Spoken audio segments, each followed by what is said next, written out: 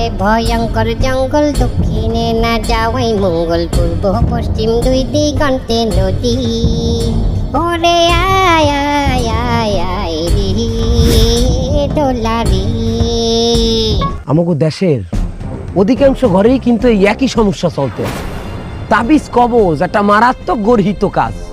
এই কাজ মানুষের শিরক থেকে কুফর পর্যন্ত পৌঁছেই দেয়। আপনি চিন্তা করতে পারেন, যে আপনার সৃষ্টি করছে আপনি তার কাছে সাহায্য না চাইয়া একটা শয়তানের কাছে আপনি আশ্রয় নিতেছেন আরেকটা মানুষকে বশীকরণ করার জন্য।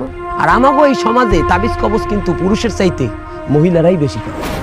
সেটা আমি ঠিক বলছি। আজকে আমাদের সমাজের বেশিরভাগ মহিলারাই কিন্তু পরেশগার না, বিপর্যয় চলে, বেপথে চলে, যার কারণে তাদের মধ্যে থেকে আল্লাহর সেই ভয়টা উঠে গেছে। আল্লাহর ভয় যদি তাদের মধ্যে থাকতো, আল্লাহ ব্যতীত অন্য কারো কাছে কোনো প্রকার সাহায্য তারা চাইতো না। আচ্ছা ভাই, আমি এখন কি করব?